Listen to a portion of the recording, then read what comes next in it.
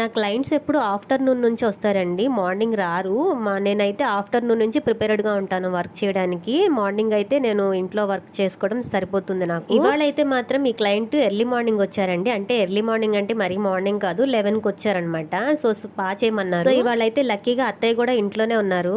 ఇంకా మధ్యాహ్నం రమ్మని చెప్పకుండా స్టార్ట్ చేసేసాను అనమాట వర్క్. కానీ ఇవాళ మాత్రం స్పా చేయడం మొదలు పెట్టిన దగ్గర నుంచి స్పా పూర్తయ్యే వరకు కూడాను ఒకటే కాల్స్ వచ్చాయి. నిజానికి నా క్లయింట్ హెయిర్ కే కాకుండా నా మొబైల్ ఫోన్ కి కూడా స్పా పెట్టేశాను. మొత్తం మొబైల్ అంతా స్పా క్రీమ్ అంటేసింది. కానీ ఏ మాట కామాట నా క్లయింట్ మాత్రం అనీజీగా అస్సలు ఫీల్ అవ్వలేదండి, డిస్టర్బెన్స్ గా అస్సలు తీసుకోలేదు. పర్వాలేదండి, మాట్లాడండి, ఏం కాదు అని అన్నారు. ఇంకా ఇవాళ నాకు ఎక్కువగా వచ్చే కాల్స్ ఏంటంటే, రీసెంట్ గా ఇయర్ లాబింగ్ గురించి వీడియో తీసి పోస్ట్ చేశాను కదండి. సో దాని గురించి అయితే ఫ్యామిలీ మెంబర్స్, ఫ్రెండ్స్ వీళ్ళందరూ డీటెయిల్స్ కనుక్కోవడానికి అయితే కాల్ చేస్తున్నారు. దీన్ని బట్టి నాకేం అర్థమైందంటే ఇయర్ లాబింగ్ గురించి డీటెయిల్డ్ గా మళ్ళీ వీడియో తీసి నీట్ గా పెడదామని అనిపించిందండి. మీరేమంటారో చెప్పండి, కామెంట్ చేయండి.